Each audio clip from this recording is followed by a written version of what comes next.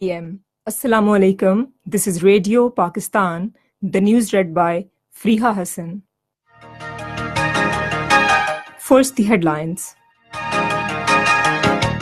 A constitutional amendment bill is expected to be tabled in the National Assembly today for merger of FATA with Khyber Pakhtunkhwa. In occupied Kashmir, Jammu and Kashmir Democratic Freedom Party has urged UN to play its role in de-escalating tension on LOC. In Iraq, 4 persons have been killed in a suicide attack in Baghdad. First cricket test between Pakistan and England begins at Lord's in London today. And now the news in detail. The National Assembly is expected to take up the Constitution 31st Amendment Bill 2018 for the merger of FATA with Khyber Pakhtunkhwa. It is aimed at mainstreaming of the tribal areas. The Constitution Amendment was approved by the Federal Cabinet in its meeting on Tuesday.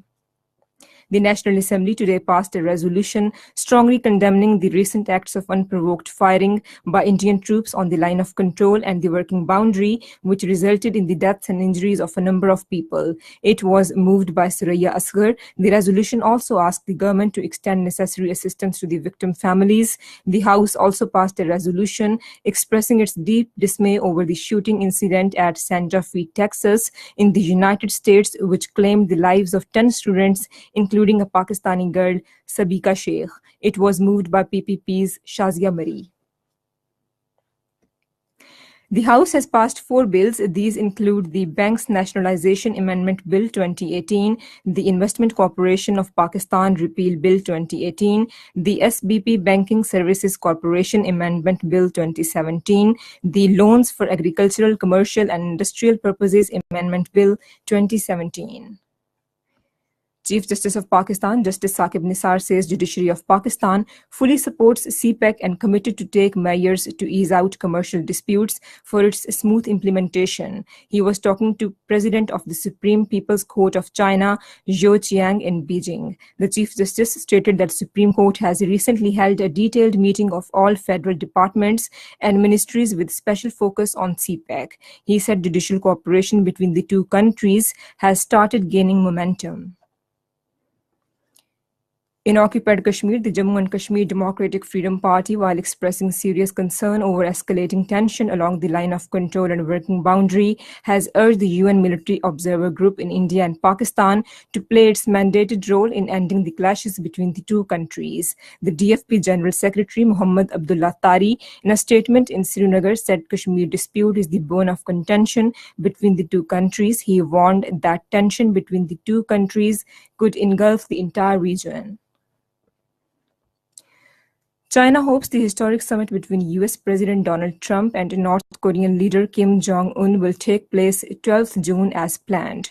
Chinese Foreign Minister Wang Yi in Washington, alongside his US counterpart Mike Pompeo in Washington, said Trump and Kim have the wisdom to make the right decision and bring peace to the Korean Peninsula. Wang said China considers it necessary to obtain the denuclearization of the Korean Peninsula and to take it into account legitimate security concerns of the North when the time comes.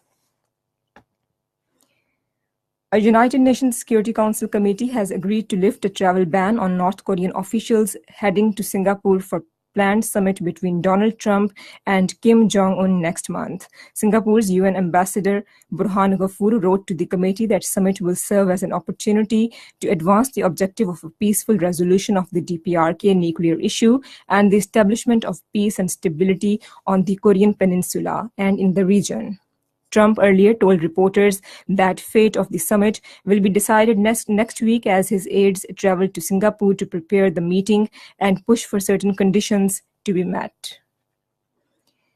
In Iraq, 4 people were killed and 15 wounded in a suicide attack in Baghdad today. No group immediately claimed responsibility for the attack.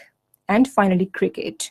The first test match between Pakistan and England will be played at Lord's Cricket Ground in London today. Match will start at 3 p.m. according to Pakistan Standard Time. And that is the end of this news bulletin. For more news and analyses, log on to our website radio.gov.pk.